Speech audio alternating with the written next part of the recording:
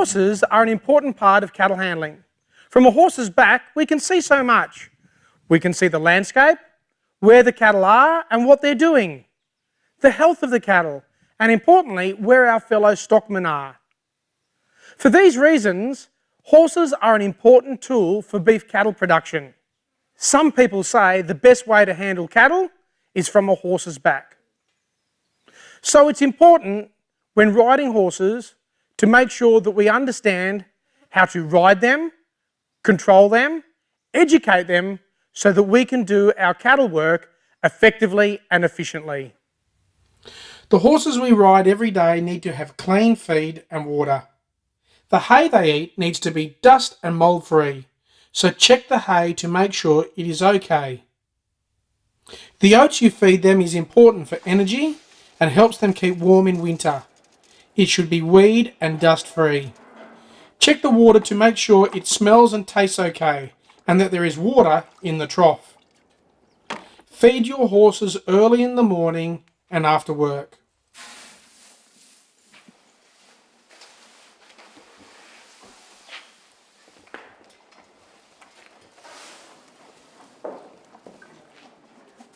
Grooming your horses will keep them clean, free of dirt and debris that can cause the horse to rub or be injured when saddled.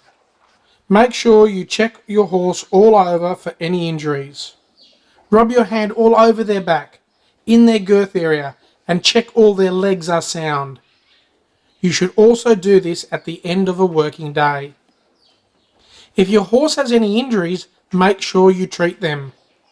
If you are concerned about the well-being of the horse, contact your vet immediately.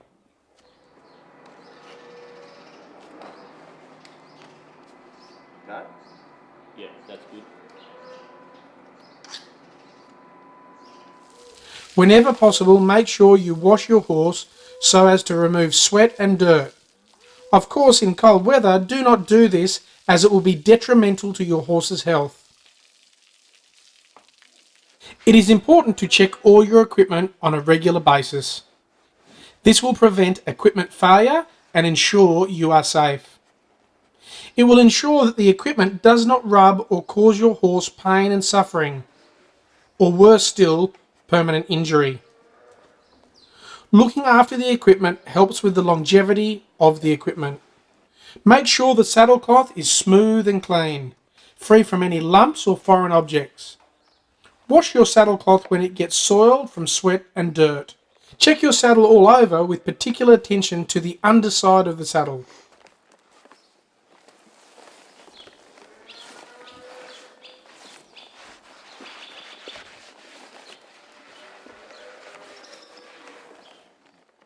Also check the stirrup leathers, girth and back cinch.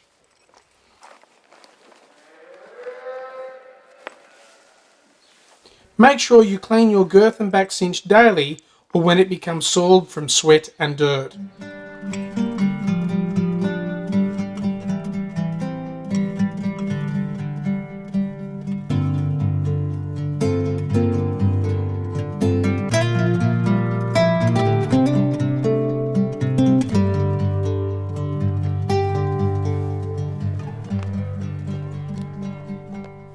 When catching a horse, your body language and position is very important. Your horse should stand there when approached and allow you to halter it. If it does not do this, take it to the round yard where you can retrain it.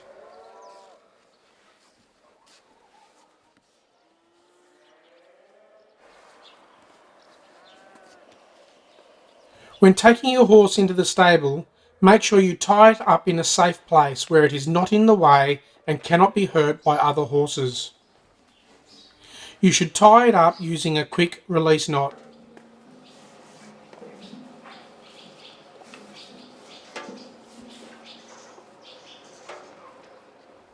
When saddling your horse, you should get into the habit of saddling it untied. This will ensure you are safe should the horse pull back or play up whilst being saddled. Many horses react to the girth being tightened, particularly if they are young or haven't been ridden for a while and are fresh. Before you begin to saddle the horse, make sure it is untied. Gradually introduce your saddle cloth to the horse and observe how it reacts. This will give you some indication of how it will respond when you put the saddle on it. You can saddle the horse from the left or right side. In fact, you should be able to do both. When saddling, check all the different sections as you do them up. Make sure they are not twisted and are fitting the horse correctly. Always follow the order of girth, back cinch, and then breastplate. When you initially do the girth up, do not over tighten it. You will check it a total of 3 times before you mount the horse. Make sure your back cinch is not too tight to make the horse buck, or too loose that the horse can get his back foot over the cinch. The breastplate assists you with keeping the saddle in position, particularly if you are roping.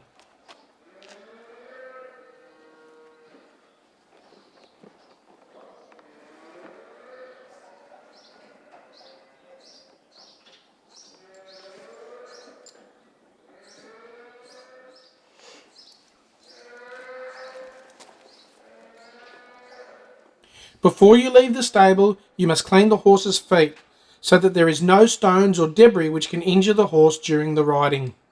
Now you are ready to go. The last thing to do is bridle your horse. It is important to have the bit not too loose and not too tight. As a rule, have 1 to 2 wrinkles in the corner of the horse's mouth.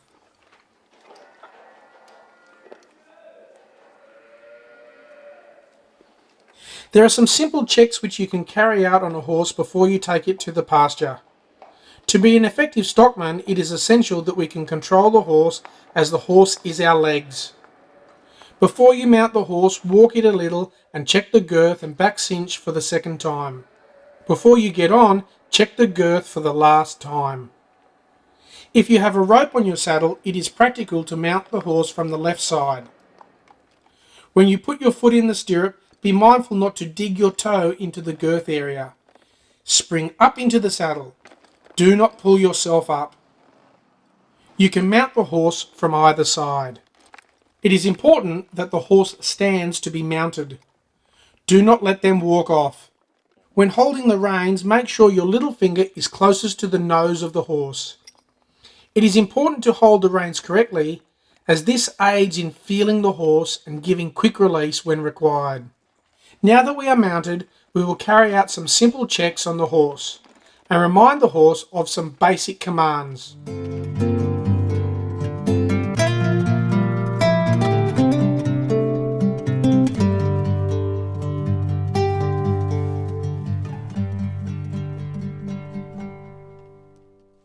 We are seeing how responsive the horse is and if it yields to pressure, and how educated the horse is. Always ask the horse nicely. Start soft and gradually increase the pressure, or just hold the pressure and wait for the response. Bend the horse's head to the left and to the right.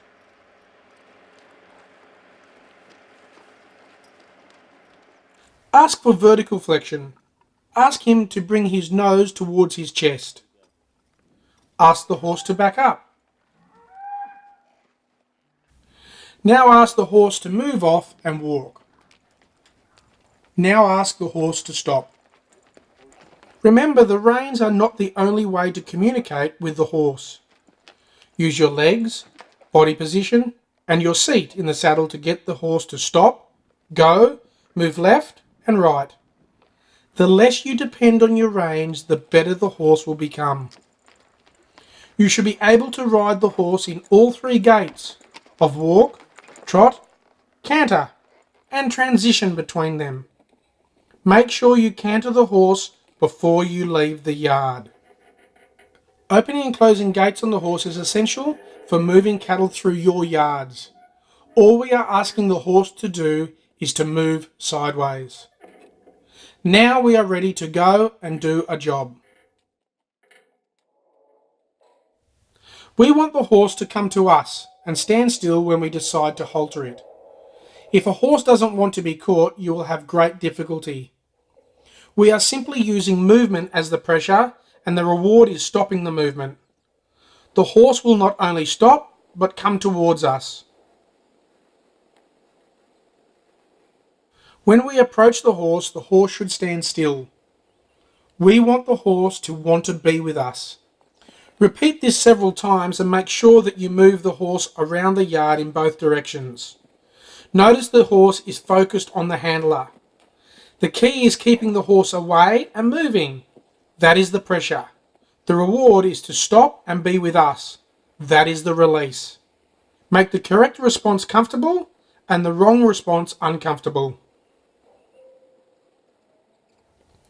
Now that we have the horse wanting to be with us and stand still, it is time to further the training by using a halter and lead rope. Again, we are using pressure and release through the rope and halter to communicate with the horse. We can follow a routine of introducing the rope to the horse. We are wanting to teach the horse not to be frightened of us or the rope. Always carry out the training on the left and right side of the horse. Throw the rope all over the horse from both sides. Circle the rope on the side and above the horse's head. Circle the rope around the horse's head. Circle the rope around the body of the horse.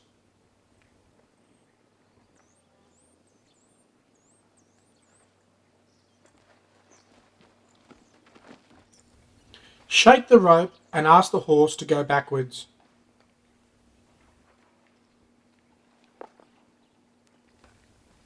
Ask the horse to yield to pressure and go forwards.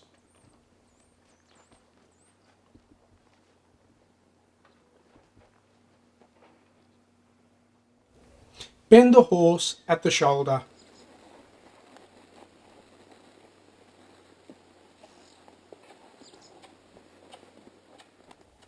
Simply ask the horse to move away from you and keep its movement going.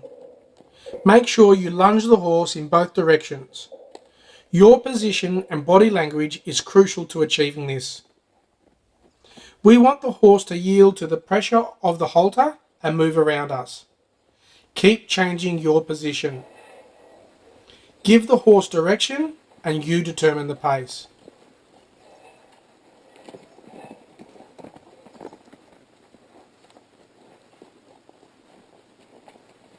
When saddling the horse, do not sneak around it. Introduce the saddle cloth and saddle in a careful and respectful manner. Make sure that the equipment will not rub or cause the horse any discomfort. Make sure the girth is tight enough so the saddle does not fall off. The back cinch should be loose enough not to cause the horse to buck and not too loose that the horse can get its back leg caught. Gradually do the girth up. We are not wanting the horse to buck from the girth. Lunge the horse around, just like before. We are training the horse, so we keep repeating the lessons, such as the rope routine.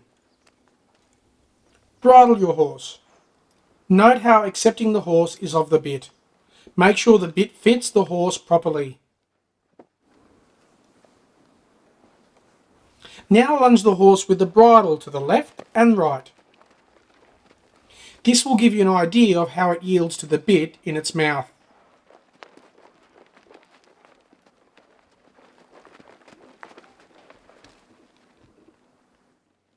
When mounting, bend the horse's head to you and spring up into the saddle. We now want to teach the horse to bend its head to our knee. Ask the horse nicely, with constant pressure. Be sure to release if the horse makes an effort.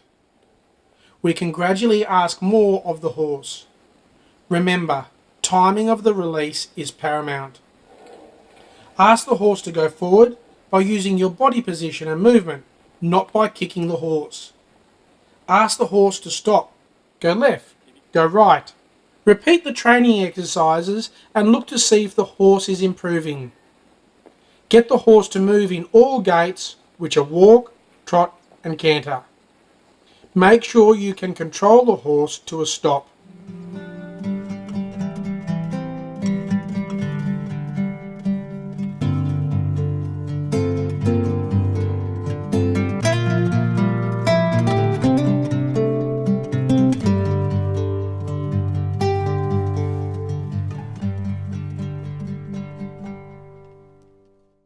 When moving, drafting and carrying out health procedures on cattle, you'll need to be able to select a single animal. To do this, you need to be able to read the cattle and the situation, respond correctly to the cattle and the situation, and control your horse. Stop, turn, go, and back up. To help you do this, you must be able to do it on your own 2 feet.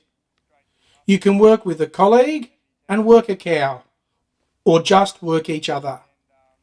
These exercises are about getting you to think about what you need to do to communicate with the horse. Your hands, your legs, your feet, and your seat. You are the trainer. If you do not know what you have to do, then how will the horse know what to do? Imagine that you are on your horse. Your leg positions on foot are very similar to when you are riding the horse.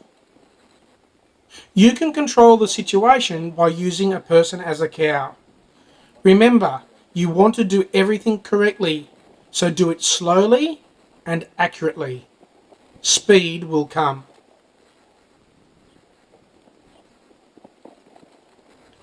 Now use a cow to practice on. 2 of you can do this at once. You are practicing to read the cow and position yourself. Always watch the cow. The quicker the cow and the closer you get, the harder it becomes. So remember this when you are training your horse. Keep your distance from the cow.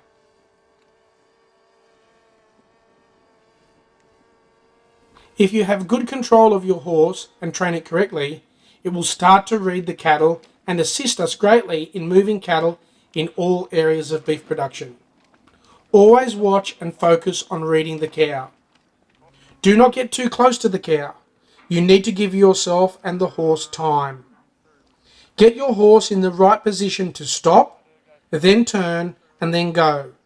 Remember, go slow. Speed will come. Make sure you do all this methodically, calmly, and patiently with the horse. We want the horse to turn off his back legs, not his front legs. His power, agility, and speed come from his back legs. So when we teach the horse to turn, we want him to use his back legs.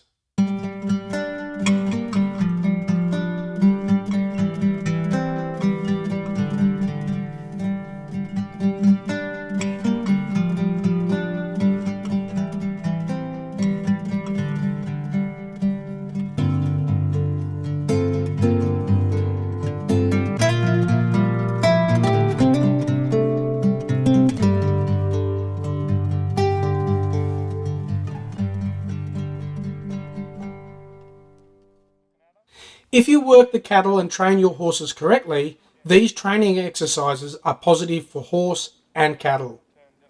It is a good way of us developing our skills, settling cattle, and making our horse more useful to do our job. By practicing and training correctly, it makes it safer as we have control and the horse understands what we want.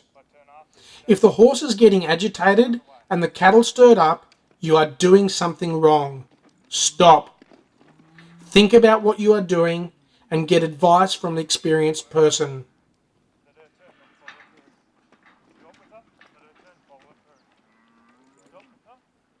If you invest time in your horse, training it and looking after it, it will repay you more than you can imagine, and you will enjoy working with them more and more.